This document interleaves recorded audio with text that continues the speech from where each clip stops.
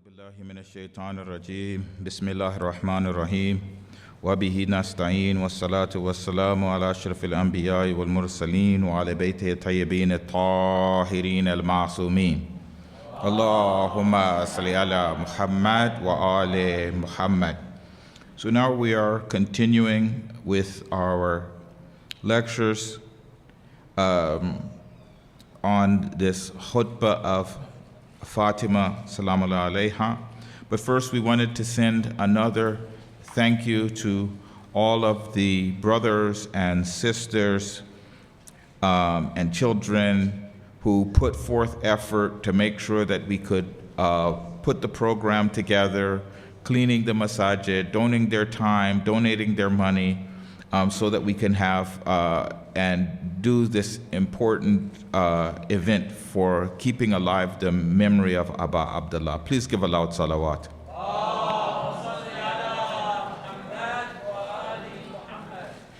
And then next we want to give a loud salawat to all the young men and young women who recited this beautiful Quran for us and got us started on the right foot. Please give a salawat. Allahumma salli ala Muhammad wa ali Muhammad. So now when we're continuing on the khutbah of Fadak, we come to the line where Fatima says, وَبِرُّ الْوَالِدَيْنِ وِقَايَةً مِنَ السُّخْطِ وَسِلَّةِ الْأَرْحَامِ مِمَّاتًا لِلْعَدَدِ. That and being good to your parents is a protection from the wrath of Allah, and connecting with your relatives is going to increase your numbers. So now these are two concepts which we have in Islam, which are in the other religions as well, but the opposite is practiced in the culture that we find ourselves in. So it's very important for us to notice these things. Where is the culture that we're in? Sometimes the culture that we're in actually is practicing an Islamic practice. We find ourselves in a culture, and some of the things which are in Islam, maybe the culture, this particular culture emphasizes more than maybe our own culture. Maybe we have our own culture, it says one thing, but the culture that we're in, which is non-Islamic, actually puts more emphasis on it. Meaning like we're maybe in an Arab culture or a Pakistani culture or African American culture, and maybe in our culture there's something in that doesn't have much emphasis. But when we come outside, the wider culture is emphasizing this Islamic practice. But sometimes the culture is pushing the other way. The culture is going that way. And it's important for us to realize that cultures are more powerful than just abstract ideas and religion and things like that. So it's important that we make the culture of our family and ourself be Islamic. So when we see that the culture that we're in has an idea, if it's agreeing with Islam, we take it and we hold on to it. If it's disagreeing with Islam, we actually have to make a conscious effort to oppose that. If you think it'll just happen by itself, it won't. That the culture that you're in, the TV, the language, the jokes, the everything around you will put an idea in your mind. Somebody you don't know where the idea came from, and you'll continue marching along with this idea until you've kind of look it in the mirror and see, is this Islamic? Is this in agreement with what Islam says, or is this just a cultural idea? And we see so many. And sometimes they introduced an idea for a particular reason. So they'll push an idea, whichever one of them it is. We see Islamists saying the opposite, and then we have what's very interesting is the Muslims, we think that somehow we're different than the other aqwam. We think that no, those were people in the past, they used to do this, but not. This culture starts pushing feminism. Don't we come over and we say, oh yeah, quick, let's get some females in leader positions. Why? Is there some sunnah of this, or Quran of this, or hujjat of this, or practice of the imams? We don't look there first. We just say, oh yeah, quick, let's do it. Make them a baqarah make us a baqarah as like they have a baqarah. They have an idol and we want an idol. So we go and we start throwing our gold into the fire. to try to make ourselves a calf. And the same like how they did with Hazrat Harun, that Hazrat Harun is like, look guys, stop this. And then they want to kill Hazrat Harun. Sometimes the sheikh is like, look, no, this isn't Islamic. They're like, we get rid of the sheikh and we need to get somebody else in there. So, meaning like we have to pay attention to these things. If this is not Islamic, where did it come from? Why are we doing it? Is it something which is mubah? Like it doesn't matter one way or another. You know, truck culture, that you want to buy a big truck. We're in America, the land of the F-150.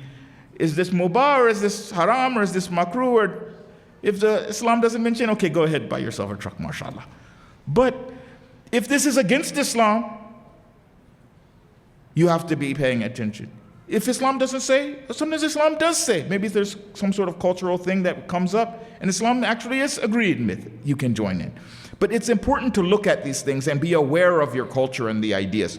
So we're in a culture that these two things, important things, which is one is goodness to parents is weak and connection with relatives is weak. This is the culture that we find ourselves in. That one of the best things that you could do is decide that your parents are toxic and cut off relations. So some of the brothers here say, well, actually we're from Arab culture, mashallah, and we don't have this. So there's nothing to worry about. Usually those are the ones who get bit the worst. Because it's so much in the culture that it's like we say badihiyat, like 1 + 1 is 2. So it doesn't even occur to us to teach our kids to do it. We'll just be like, yeah, of course they're gonna do it. That's when you get caught, because it doesn't occur to you that this is something that the culture is pushing the opposite. And if I don't and take an active stance, A, lead by example, B, teach them the Quran and the Sunnah and the why and the reasoning and stuff like that, they might get swept up in the flood. The culture is like a river. If you don't know how to swim, it sweeps you away. So this is one of the things that when I was growing up, we had lots of Arab friends and we really liked that trait, that they were very respectful and it was very important to them that they had good relations with their parents. And they also kept their family ties. And so what we saw was the first generation, obviously they were from the old country, they did this. Usually the second generation did this to 90%, 80%. When you got to the third, sometimes it started to break down. Because they weren't really teaching it as part of Islam. It was just part of the culture. Then as the time went on, the people became more and more indoctrinated. They become Americanized or Westernized or Canadianized or whatever. And then this Islamic teaching starts to get lost. So it's important to not just have it, but teach it. And do it in the right fashion. So Fatima is saying that this is a protection from the wrath of Allah. And we see that it's very interesting how Allah mentions it in the Quran. وَقَضَى رَبُّكَ أَلَّا تَعْبُدُوا إِلَّا إِيَّاهُ وَبِالْوَالِدَيْنِ إِحْسَانًا. And your Lord has decreed that you don't worship any but me, and that you do good to your parents. أَمَّا يَبْلُغَنَّ عِنْدَكَ الْكِبْرِ, if they get older with you, إِحْدَهُمَا أَوْ كِلَاهُمَا, one of them or both of them, فَلَا تَقُلْ لَهُمَا أُفٍّ وَلَا تَنْهَرْهُمَا وَقُلْ لَهُمَا قَوْلًا كَرِيمًا. So when I was addressing this, let me translate it first for everybody doesn't read Arabic. So, and we have decided, your Lord has decreed that you don't worship any but Him, and with your parents, goodness. And if they reach with you in old age, meaning you get maturity and they get maturity as well, sometimes one of them, sometimes both of them, then don't say even to them a small word. Oof. Said that's the smallest word. You can't say smaller, that's what it is. And don't give them a hard time, and say something nice and kind. Now it's very interesting that Allah says qada, like it's decided, it's decreed. It's not something that's an option to us. That we have to be good to our parents. Sometimes people say, oh, but my parent did this, and my parent is that, and my parent did the other, and blah, blah, blah. Right? Especially in the Western culture where we're encouraged to find uyub and mistakes of our parents. One time when I was 5 years old, my parents could have done this better, and they didn't. So now I have problem. I need therapy. Bro, you're 50 years old. Really? You need to move on. But they encouraged you to do this afdal al-a'mal, to go over it. And now one time when I was 5, when I should have gotten that bicycle, I did not. It wasn't fair. It was wrong. And now I have problems till now. Okay. But the Muslims, they don't go this far. They say, but maybe if my parents were good, this ayat would apply. I was arguing with one of these brothers. I said, the Prophet, these were revealed at the time of Abu Jahl and Abu Lahab were their parents. Like their parents had buried their brothers and sisters. This was the people, this was the qawm that this was revealed to. It wasn't revealed to some sort of like intellectuals and they were very good and very nice. No, they were like, my parent was a highwayman. My parent was a murderer. Like this was the people that it was revealed to. It wasn't revealed to people after generations of Islam and they had reached some sort of high. No, villagers. And remember, when Islam was reaching a lot of these people, obviously it reached the Arabs first, but then it started reaching the Atrak and other type of people in Africa and these places. These were like, cannibal tribes. Anybody was reaching, like, you would reach them. Islam is come as you are, And the people would become Muslims, and Allah was ordering them. And also, many times, the parents don't follow them into Islam. Like, the kids become Muslim, they're a little bit more open-minded, it's a new thing, and the parents, they're like, oh yeah, whatever religion I was on, it's good enough for me. If you want to become Muslim, then that's okay, Or sometimes they oppose, they're like mad. We knew brothers who, like, their parents would, would accept anything from them, and then when they came and they wanted to give them pork, it was a cultural food for them. What was it called? Chitlins. The intestines of the pig. For people who were poor, that's sometimes all they had. So they knew how to make it and cook it and this, that, the other. Muslim says, alhamdulillah, that's not for me today. They wanted to kick him out the house. They still have to be good to your parents. You still have to be kind and sweet to the people who are like that. We had so many people that they were trying to be hard on their parents. They thought, no, you know what? Why are they not accepting Islam? Because like when they accepted Islam, when talking about my father's generation, they would be like in their 20s, 18, stuff like that. So if his father is 20 years older than him, what's he, like 40? And they would be like, hey, you know what? We found this new deen. You need to accept Islam. You need to change your slave name. You need to stop following the white man's religion, all of that good stuff. And their fathers and mothers or whatever like that would be like, no, you guys are rabble-rousers, you need to just keep your head down, nose clean, and not do any of that stuff. So they would sometimes get problems with their parents. Be like, yeah, we need to hate the kuffar. They would come with this. Instead of looking at the message of the Ahlul Bayt, no, you have to be kind to them. And so we saw that when the people applied that, rather than trying to be arguing and disrespectful or something, they were kind to their parents. This is what we saw. The parents wouldn't oppose the brothers and sisters joining Islam.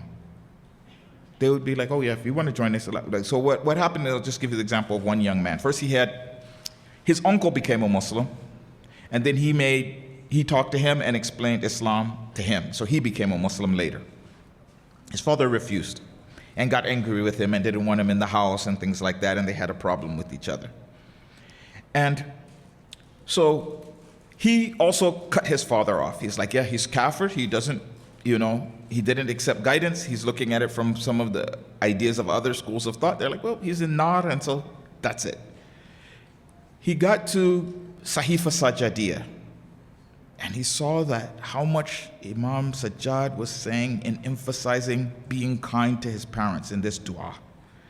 He felt really bad.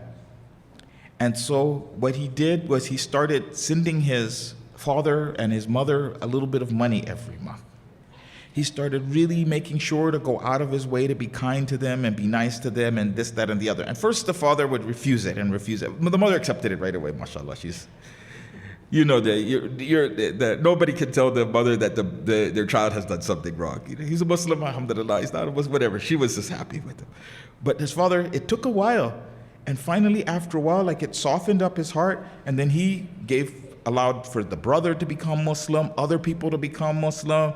He would like defend Islam if somebody said something bad about it. He never became Muslim.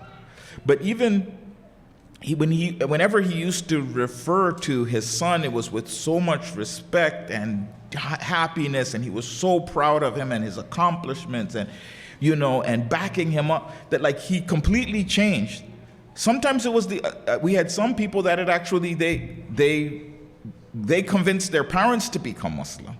Like the other way around. Like, how we always have the idea that the parents are trying to keep the kids in Islam. This was the other way around. They made their brothers Muslim and their sisters Muslim and their parents Muslim because of this idea of being kind to your parents, being sweet with your parents, treating them right.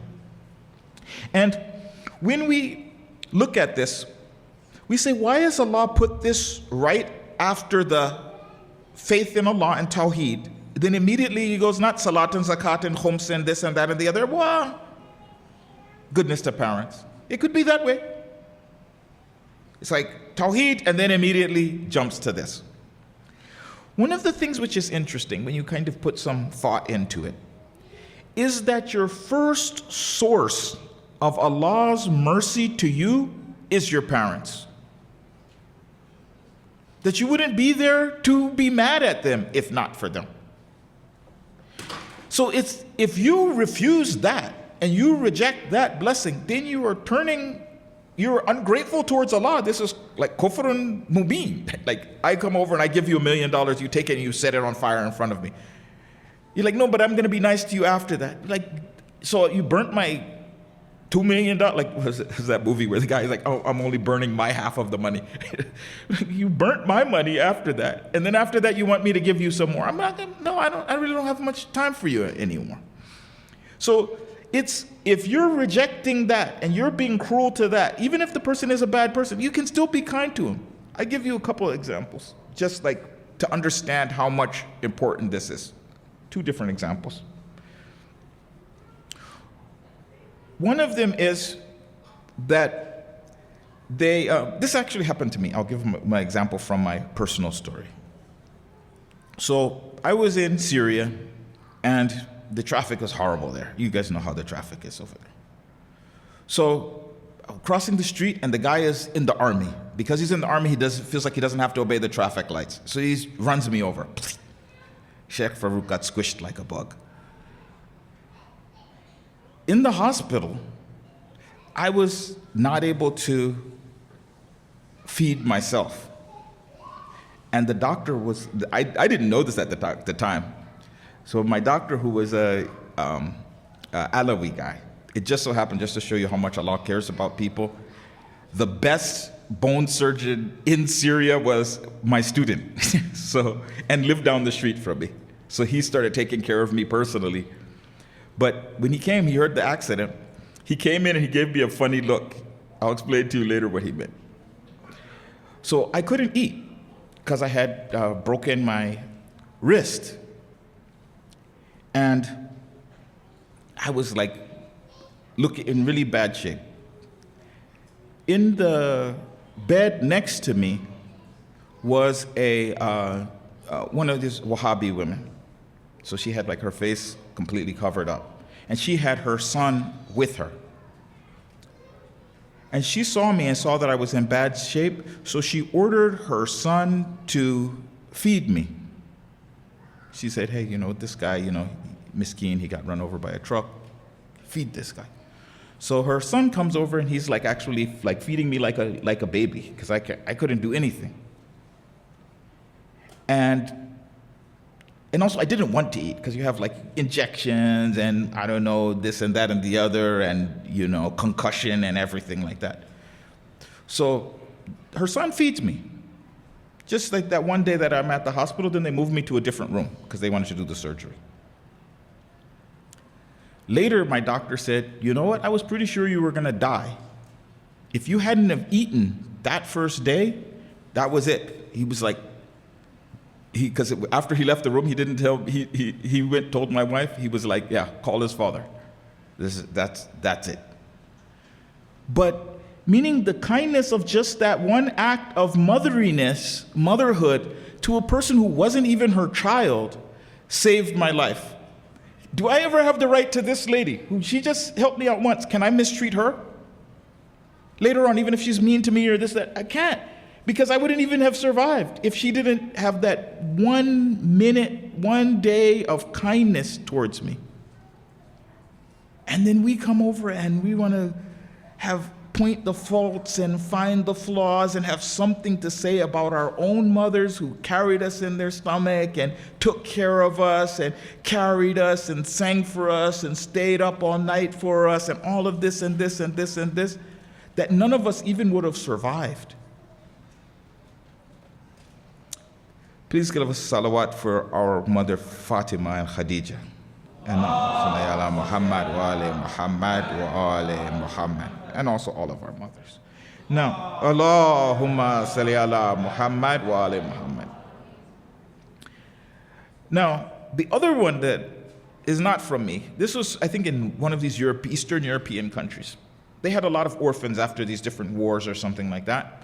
And so apparently you hear a lot of these weird experiments. Oh yeah, there was two orphan twins and they did this and that to this one and that to, I don't know what was going on in there. But anyway, they had a lot of orphans, and so they were just stick the orphans in the orphanage in their little crib, and they would just stick the little bottle or whatever they needed and just leave the orphans alone. And someone said, you have these orphans, can I do an experiment with them? And they said, yeah, they're dying and stuff like that anyway. Most of the orphans would just die. Said, let's take half of these orphans. We have women who are insane, diwane, majnoon. They can't. We're going to give these orphans to women who are insane.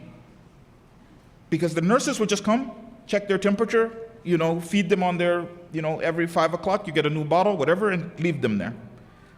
So they checked the orphans that got left alone, but they got their needs fulfilled. All of their hajat were fulfilled, but not motherhood. And the other group had mothers of the worst kind, meaning these people don't know right up from down and left from right. They said the mothers, the ones who had the women with the disabilities who raised them, they said the vast majority turned out to be like normal people and were able to rejoin society, they survived, this, that. And just by receiving that love, somebody actually cared about them. Not just that you stick the milk in his mouth. You sit there and you hug him and you play with him and this, that, and the other. Even in their own basit way, they were low levels of intelligence. The other ones, mostly they just died. Nobody cared about them, they get sick, and someone just sticks the medicine in the mouth and the baby like feels it. Some of them that survived, they became criminals or they became insane or whatever because they didn't have that connection with other human beings. So that's just the smallest blessing of that we're getting from the motherhood. So this is two things that we're seeing that if you notice that Allah is now putting in. First of all, we have Tawheed, but He's taking this appreciation, which if you think about it, it's really our humanity. The ability to be good to a person when we're not going to get something back to it is one of our biggest parts of our humanity. And also the other thing is that the ability, in a way, your ability to forgive your father or your mother is your ability to forgive yourself. Let it go a little bit. So that restoring and keeping and elevating that humanity, and then also it takes a little bit of humility, because one of the things we have is make an excuse for them. Be like the guy, maybe he has an excuse. You don't have to be like, oh, well, yeah, I gave him Peshawar nights, and he didn't become Shia. That's it. What kind of person is this? How can I love somebody who doesn't even, he reads this and he didn't get convinced? We don't know. Maybe this is to the level of aql that Allah gave him. We don't know. Maybe it's going to change in the future. We don't know what's going to happen to this person. So we say that inshallah, Allah forgives them, and we move on to our bigger and better things. No, you don't help them in zulm and kufr if you have some sort of father who's that way. But you would still have your duty to be kind to her. And you saw, like all of these people, there was one time when one of these Sahaba of the Prophet, he was a munafiq. He was a notorious munafiq. All he did was cause problems for the Prophet. And then one day he died. And then the Prophet went and was being respectful and kind to his family and led the funeral prayers and this, that, and the other.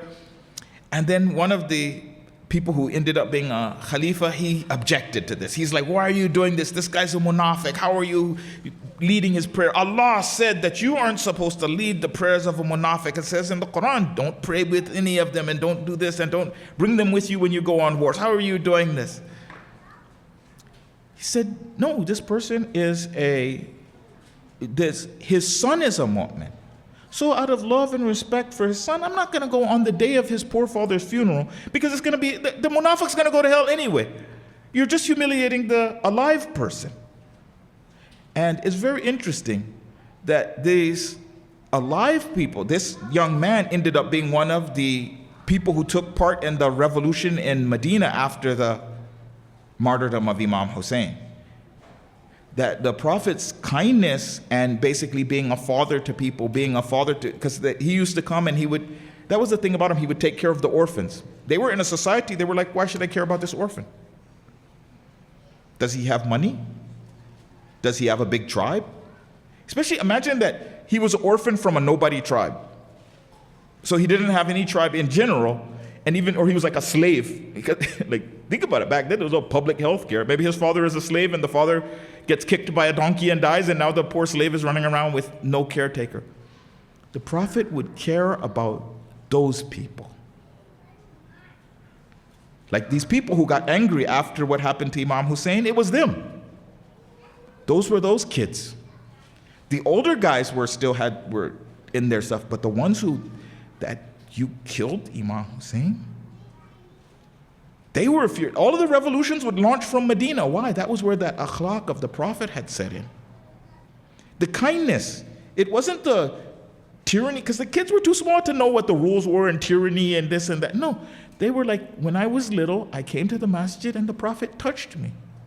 The Prophet kissed me. The Prophet held my hand. The Prophet, sped up his salat so that my mother could get back to me. This was like how the Prophet was treating the people. So it's appreciation of our humanity. So this is one of the things we have to look at, is that keeping this relatives is not easy. They said keeping your relatives. One is birr al-walidain and the other one is keeping your relatives. It's not that easy. Some people, a lot of the brothers here are from an Arab background, so it's kind of cultural, so it's a little bit easier for you because you have to do it. So you don't really consider it as an option. If you're in a culture though, that they say, no, you can't pick your relatives. Relatives by invitation, friends, welcome. You see doormats like this, things like that. You have to keep this. What does it do? Because remember, your relatives are going to do something you like, do something you don't like. You always have the guy who always needs to borrow some money. This is what you get what you get. What was the joke? They said there's a guy who always needs something from everybody, and if you don't think so, then it's you. But that. We have, the relative, he always has some scheme, that's something like that. So Allah says you can't just cut this guy off. And remember, the Quran was revealed to who? When Islam was a minority religion. It wasn't that everybody, this was revealed, but yeah, all of the relatives were Muslims and mujahids and shuyukh and, no. They would be their relative will be this, like sometimes when you read the history books, the other one is like, one is on the side of Imam Hussain and the other one is on the side of Yazid, or one is on the side of this and the other one is on the side of that. So like these were the people that they were keeping the ties of kinship with. No, you keep the ties of your kinship. They cut you off, you call them. Not, I called him, he cut me off, that's it, I'm done. No, you called him, you keep the tie of kinship. Doesn't mean you have to go with him on his scheme to import flamingos into Florida. You don't have to do that. That's not the point. But keep that tie of kinship. One of the things it does, there's many different benefits, but one of them is that there are people around you who know the whole story. Like if you keep your relations with your brothers and sisters, your aunts and uncles, you keep a group of people around you who know your whole story. You can't really get up to too much no good when you have this group around you. Because they know. You can fool maybe some other people. He's a foreigner, he doesn't know you, he only met you 5 minutes. But your brothers, your sisters, you're forced to keep your manners. Also, even as like an adult, the fact that there's, no matter how much money you make, how much this, that, and the other, you have to keep your parents happy, it keeps somebody, that you have to have some degree of humility. Because there's a person out there in the world who can say something to you and you have to do it. Obviously, in the meaning that it's halal, not that they're asking you to do haram things. We have a hadith from Imam Baqir. He says, Silatul Arham Tazki al-Amal, that it purifies the actions, keeping the relations. Wa tunmi al-amwal, that it increases your wealth. Wa tadfa'ul balawa, and it keeps off bad things. Wa tuyassirul hisab. And it makes your hisab, Allah's going to go easy on you if you kept good ties of your relatives.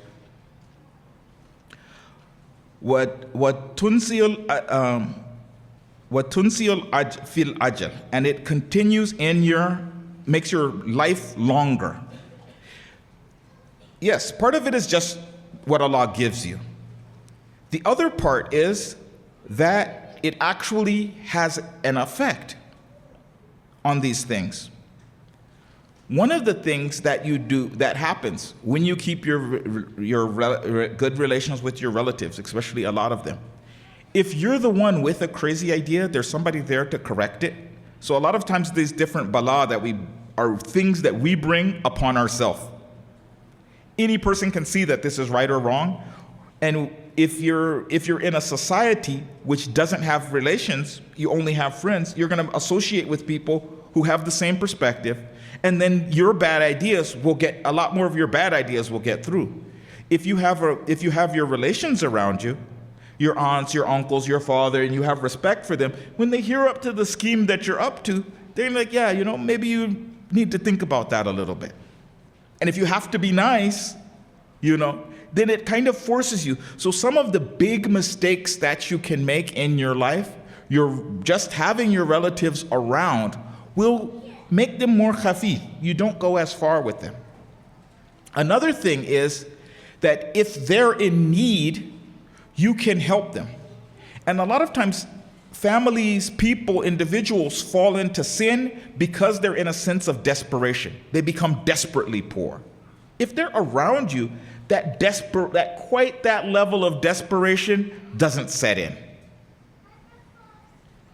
You come, you see them, and sometimes, this is another thing I've noticed with dealing with people sometimes who are in a state of poverty. Sometimes the thing that they need is small. Like, it's not always money. Like, sometimes it's like, if I could just get a ride from here to there for a week, that would be enough for me to get a job. I just need a ride from here to there in a week. If you have your relatives, your relatives are going to be the one to stand and do this. I've seen other people, no, they didn't have that. They got the job, they struggle. Allah blessed them with the job, didn't bless them with the ride. Or sometimes they had the ride and it was from a relative, but they had a fight with that relative and then they lost that ride. I knew some people who did that. They were Muslims, but they were arrogant. So Allah gave them the thing they wanted, also gave them the wasila, and they cut the wasila with their arrogance and they're not obeying to this hadith, this sunnah. They would destroy their own self with that. That if you keep that relationship strong, then also, the other thing is that you have to be a little bit forgiving and forgetting, because these people are going to make mistakes, and just like the same ways they know you, you're going to know them. So you're going to know that you're a relative who never has a job. The reason he doesn't have a job is because that dude never shows up for work on time. You actually know. You know the whole story. You still have to be forgiving and kind. You can't throw him under the bus. You still have to be nice. You still can't ghibat and stuff like that of him. But what does that do for you? It makes you a slightly different type of person. You have to be like, well, maybe he has some excuse, find an excuse for him. You know that the real reason is you have to work with him, help him, whatever. But also, Allah is like that now for you. If you're hisab kitab with everybody, then Allah's going to be hisab kitab with you. If you're Ghafar and Rahim with everybody, then Allah's going to be Rahman and Rahim with you. Sometimes people don't get that. They want Allah to be Rahman and Rahim with them, and then they think that they can be hard and, Shadidul Hisab with everybody, and the harshest of accounting, and counting every penny with everyone else. No, you're going to let stuff go, and then Allah's going to let stuff go. Then the other part is, when you need help, somebody will be there for you. And even if they're not, Allah can say that you did the effort and then provide you with someone. Sometimes that's also what happens. Sometimes I'm good for everybody and Allah just blessed me with bad relatives. So I help this one, he ignores me. I help that one, he ignores me. I help the other one, he doesn't care. But then because I did my duty, then Allah can send somebody for me to take the place of that relative that I needed and wasn't there. So, but if I cut my relations, then why should Allah send one miskeen person to go over and stick his nose out for me? So it's important to realize that. Please give us salat ala Muhammad wa ali Muhammad.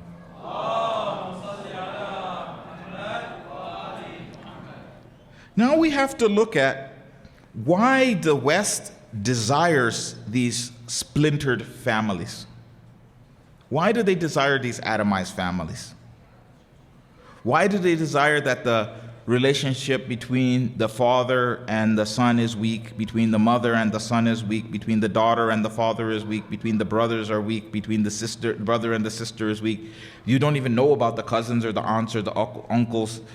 Don't even know about the grandfathers. Even if you look at their system, they heap a lot of burdens onto the parents. They say, oh, you never do this with your kids, and you always do that. They heap burdens and burdens and burdens, but they never let you can never cash the check in. Your kids don't owe you anything.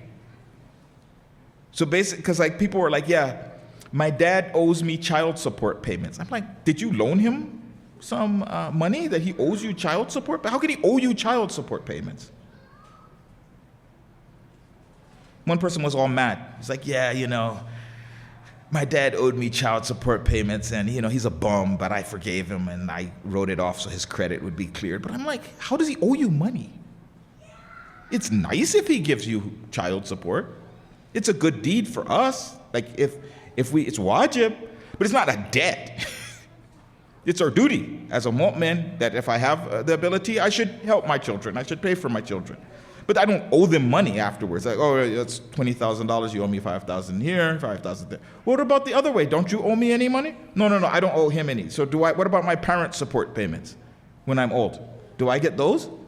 As long as if there's child support payments, then there should be parent support payments. That now when I'm older, I can collect my, my money from you and take you to the judge and say, you know what? I've had this son. He's 20 years old. He's working, and my dad tax he's not paying. Where's my money? So if you don't accept one, you shouldn't accept the other. But yeah, of course, in kindness, we say, you should take care of your parents if you're able to. But in kindness, you should take care of your children. It's in kindness, not out of debt. But they like this atomized family unit. We have to see that. We have to think about that. One of the things is that when they study the human being, they say human beings are a social animal. Human beings aren't we aren't what, I don't know, maybe what's some of the animals live by themselves, like a shark or something like that. Some of the animal, one shark by himself does his thing. Most of the other animals, they kind of have some kind of relationship. Human beings are an animal which is social. That's how we exist. We have friends, we have families, we have people around us. These people help us, they're kind to us, and that's where we get our strength. That's how we're able to do things. That it's not one human by himself, it's a group of them. They hunt together, they fight together, they work together, they survive together, they take care of each other. This is how human beings survive. They want to break that down. So, first thing is they put duties on the parents, but not rewards. He can never claim anything back, but you heap him with duties. So what's very strange is the person who steps up to the plate and decides to have children so that the human race can continue, so that the country can be defended, so that this and so that that, and I spend out of my wealth and I give out of my time and I do this, that, and the other. This person is humiliated and destroyed. The person who doesn't have any children, he's free. It's very interesting. Then these people want to have something to say. Now that I spent out of my wealth and I gave out of my time and I did this and I did that, they want to have something to say about now, oh, you can't teach your kids this, you have to do this with them, you have to do that. Well, why don't you have your own kids and you can do whatever things you need to do with them? Why would you come over and stick your nose in how I'm raising my kids? There won't even be kids if I don't decide to have them. For you to now decide that you have to do this and you have to do that and you have to do this. But they want the family unit to be weak, so they punish the person who does that. The person decides to get married, they put all kind of terms and conditions on that. The person who decides, they want to break it down that you're just weak individuals. When you have this silat raham, I have to see my brother after I make a decision. I have to talk to my father after I make a decision. I have to talk to my mother after I make a decision. Can I make really impulsive, crazy decisions? No. I have to think about what's bigger than me and better than me. I have to care about the poor, because for sure you're going to have one of your relatives is going to be poor. One of your relatives is going to be sick. One of your relatives is going to be something, or one of your relatives is going to be the other. Or it's going to be you. Right? I have to think about, I can't go over and have this selfish capitalist lifestyle that they have. It's like, I would say, it's like McDonald's lifestyle. Everything's fast food, drive up, stick it in your mouth, keep going. No, you have to think, slow down, consider, think about the big pictures, the morality of the situation. My decision affects multiple people. They don't want that. They just want everything to be impulse buys. They want everything, and what does it push you towards? This serving of the self. The most important thing in my life is my nafs. So I make this, why do I do that? Because my nafs wants me to. Why do I do that? And then what does that do? It makes every single person in the society a slave. Because if you're not the slave of Allah, you're the slave of yourself, and you're the slave of your desires. So all they have to do is dangle the carrot out in front of you, and you have to go for it. If you want to say no, they hold up the stick, and nothing's worth fighting for. If you have relatives and family and this, that, and the other, you have other people to fight for. If not, no. So they can just hold the stick over your head, you have to go along. Hold the little carrot, you have to go along. So establishing this this relations with the family does that. Also, it increases your number. How does it increase your number? You're like, if you have family around, these are the people that allow you to help you be able to raise your children, because sometimes it's very hard. Sometimes it's just the wife and just the husband. Sometimes you have to be busy and the wife also has to be busy. Sometimes one of you is sick or something. You can have more children if you have a friend, a brother, an aunt, an uncle, something like that. Oh yeah, I need somebody for 5 minutes just to watch the kids. I can do it. I have good relations with them. I can do it. So it's protecting us from sins. It's forcing us to do good deeds. It's like puts you in a position where you have to do good deeds. It's increasing your number. And Allah is giving you your longer life. I used to sell insurance over the phone. And so I got to talk to a lot of people. I wasn't trying to interview people, but I ended up interviewing them because you have to ask them, oh, so what's going on with your life, blah, blah, blah, to try to convince them of the legitimacy of your project. The people who I saw were most often to be poverty-stricken at the end of their life were people who had 1 or 2 kids or no kids. You were old and poor. I called so many of those people. They were in dire straits. Sometimes the one child that they had some sort of a condition, because you don't know. Maybe he's going to be strong and healthy, and maybe he'll be sick. There was a lady, she was like, I don't know if I can buy insurance because that might invalidate my son being able to inherit from me because it's too much money. That was her worry. I only have one other brother, and me and him had a fight, and now I don't know what's going to happen to me when I die. And they were like, I'm just going to be alone in my house and the cats will eat me. That's what, I mean, they were like, it was ruinous at the end of their life because they didn't practice this sunnah. So it's not just, oh yeah, alhamdulillah, you get good deeds for doing it. But the other part is that you can have a very awful end to your life because your friends and stuff like that, like they're like, you have friends, you're 70, or when you're 40, your friends are 40.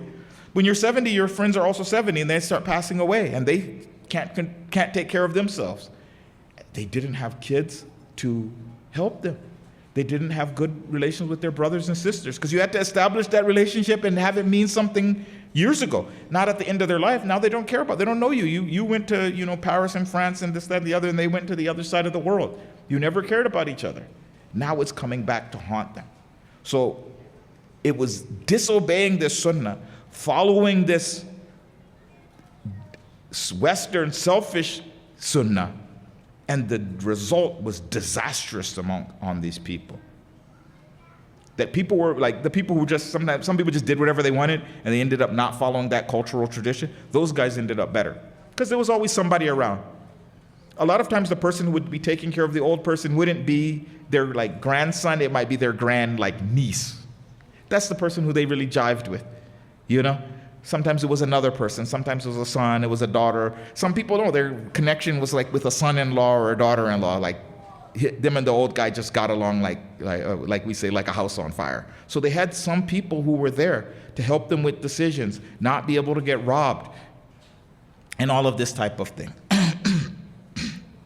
So one of the things that we want to look at is that some people, they go too far the other way. So we're going to read you one hadith, and then we're going to, 2 hadith actually, and kind of look at people who are going a little bit too far the other way.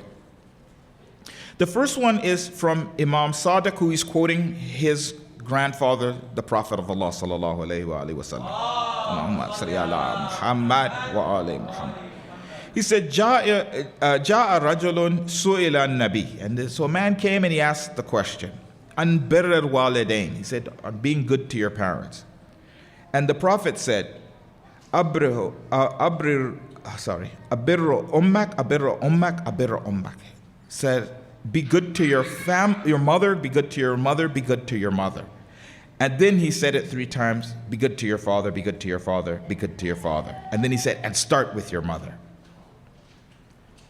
In some of the versions that I've heard this hadith, that the person says, who should I start with? And then the Prophet answers, be good to your mother. And then he says, and then he says, be good to your mother. And he says, and then he says, be good to your mother. And then he says, and then he said, and be good to your father. And then he said, but start with your mother. So that appreciating that suffering and sacrifice that the mother gave is an important part of our religion.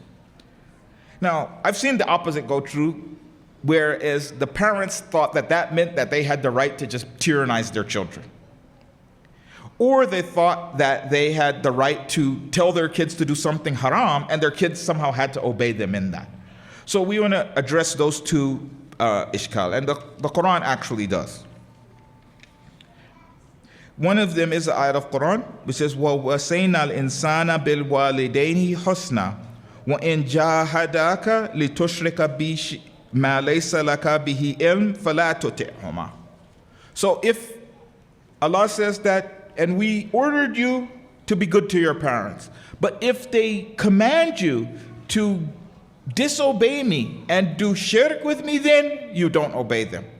And this is also going to be for any sort of haram command, any sort of unjust command that the person doesn't have the right, like, no, I respect you out of my love for Allah. This is always important, that not just directly, no. I respect you and I love you and I care for you out of my love for Allah. So if you order me to do something wrong, then I don't go along with that. The second is that that we were saying even with the Prophet, that Allah tells him that if you were a hard-hearted and rough person, then the people would flee from away from you. So we're not allowed to just mistreat our kids. Oh, you have to be good to me, so that means I can do whatever bad to you that I want. Some people have that idea. They say, oh, well, that means now I have a little person who, especially if they were tyrannized, the world around them tyrannizes them, then they want to go to their kids and now pass that zulm on to them. No, you're supposed to be just and kind and care about them and think about their ego and try to raise them up and try to make them be good people. And part of being a good person is protecting their ego, especially when they're small. So like the first 7 years, you kind of kind to them. Don't let them do ugly things, but let them have some freedom, learn and grow. Then you're more, as they get to be a little bit older, you put more duties on them, and then you become their friend as they get to be even older than that. But you don't just throw it up to them to let them do whatever they want, but you also don't tyrannize them. And there's a hadith that is explaining that qala Rasulullah, Ya Aliyu, la'ana Allahu walidain hamala waladahuma ala uquqihima, that Allah curses the parents that made their children, that put so much weight on their children that their children disobeyed them. Sometimes you see that, and it's an important temptation not to fall into. You have two children. One of the children just refuses to listen and doesn't care. It's super disagreeable. The other one tries to do the right thing. If you have some sort of justice, you have to make sure that you're even-handed with the two children. Sometimes what they'll do is they'll just dump all of the responsibility on the one who's trying and burn that one kid out. Don't do that sort of thing. We shouldn't have to say it, but think about that. Be conscious of it. If you have one of them who's listening and one of them who's not, don't put so much on the one who's listening that it turns into injustice, that he's like, why am I listening? This is just getting me burnt. And then you're letting the other one run free. And then he's like, you're letting this one run around, do whatever they want. You never correct them. And then I try to do the right thing, and now I'm getting hurt. So it's not, the parents have a duty to try to raise their children right. The children have a duty to try to be as good to their parents as they possibly can and be respectful and kind. And you still have to do your amar bil ma'ruf wa nahy anil munkar. If the parents are going too far, let's say they're speaking too harshly to you or their grandchildren, you can say something in a respectful way. Sometimes the parents, they are doing zulm.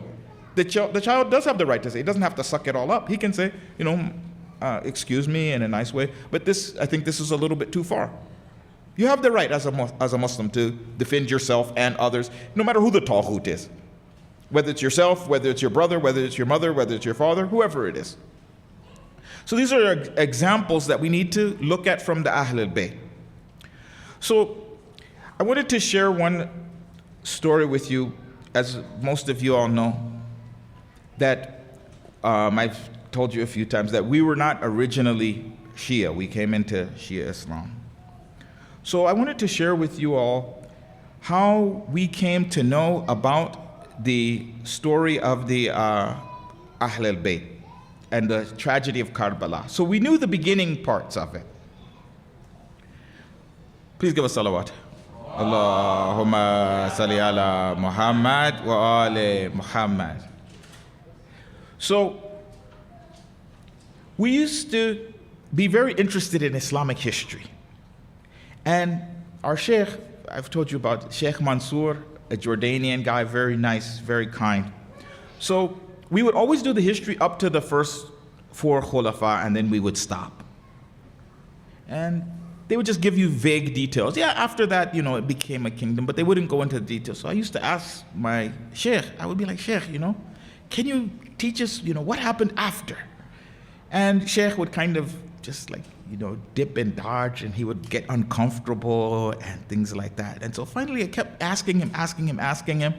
And then his words were, Tariq Sauda. History is black. I said, what does that mean?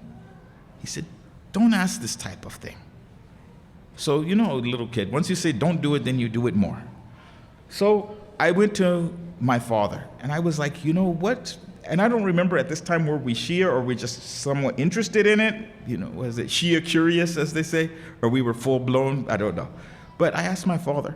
I was like, what happened after the first 4 Khalifas? He said, don't worry about it. I'll look into it for you, and I see what I can do. So I kept asking, and one day he said, yeah, I found out for you.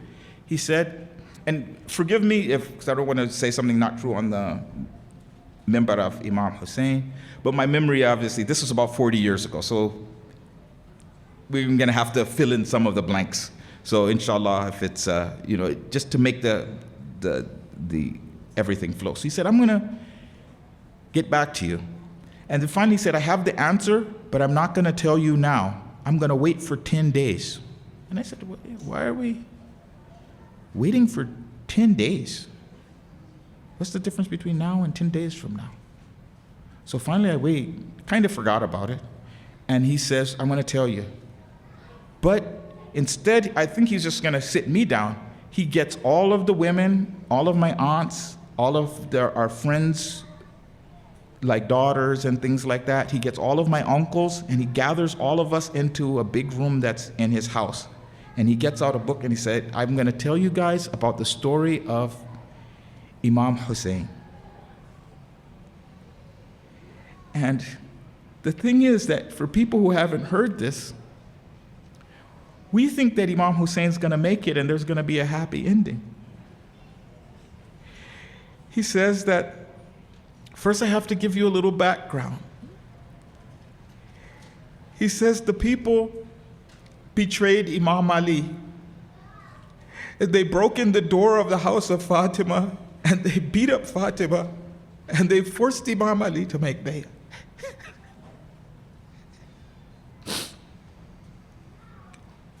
And they let Imam Ali down when he became Khalifa. And then when Imam Hassan became Khalifa, they let him down again. And then they poisoned him and attacked his funeral. And then they called Imam Hussain and they said, we want a just leader. We want you to come from where you're safe in Medina. We want you to come to Kufa. And Imam Hussain said no. He went to Mecca, and they kept calling and asking and begging and pleading and promising that they would support him and they would help him. So Imam Hussain went to Kufa, and they stopped him at Karbala. And they left the family of the Prophet hungry and thirsty. And I kept imagining, and Imam Hussain was calling them and asking them, and I was imagining, I said, no, for surely someone is going to come. He's going to convince them. He's going to tell them that he's the son of the Prophet, and they'll believe him. Someone's going to come and rescue him. Someone's going to listen. But nobody listened. Then he said that Imam Hussein's family went and friends went out, and they killed them one after another. Until finally it came to Ali Akbar, and he looked like the Prophet. And I was like, no, this will be the thing that will make the difference. They'll see that it's Ali Akbar and they won't kill him. And they killed Ali Akbar. When he said that, the women in the place started crying. How could someone kill someone who looked like the Prophet? And they started crying and hitting their chest. Then he said they killed the rest of his family. And they sent Abbas to get water. And Abbas went and he tried to get water, and Abbas got killed and the children were thirsty. Finally, Imam Hussain was left alone. He was abandoned. He was alone. He was thirsty.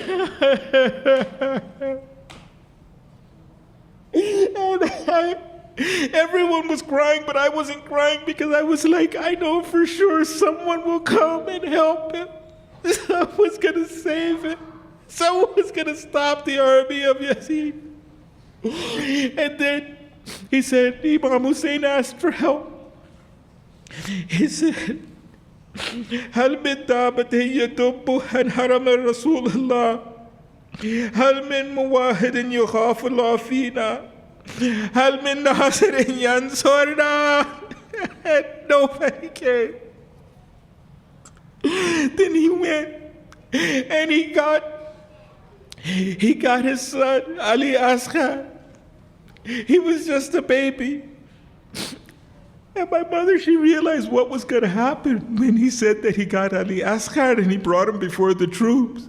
And she screamed and she tried to run out of the room because she didn't want to hear the story. And my father said, lock the door, you have to hear what happened to Imam Hussain. And he said that Imam Hussain went with his son. And he said, if you have a problem with me, then you can fight with me. But what has this boy done? He's a baby. He's dying of thirst.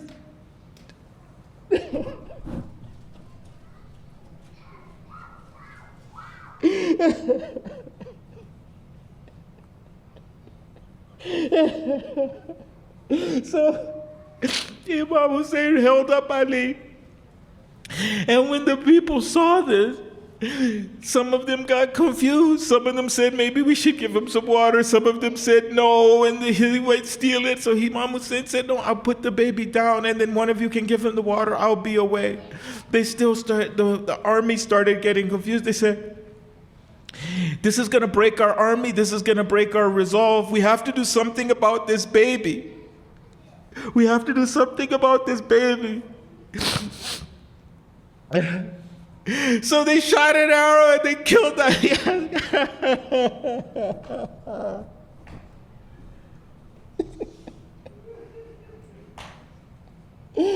Everybody started screaming and crying. Nobody came down.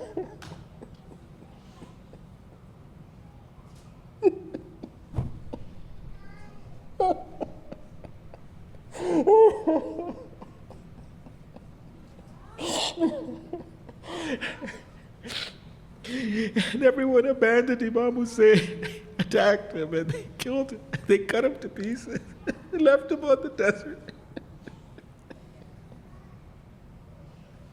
He said, this is why the Sheikh said that history's black.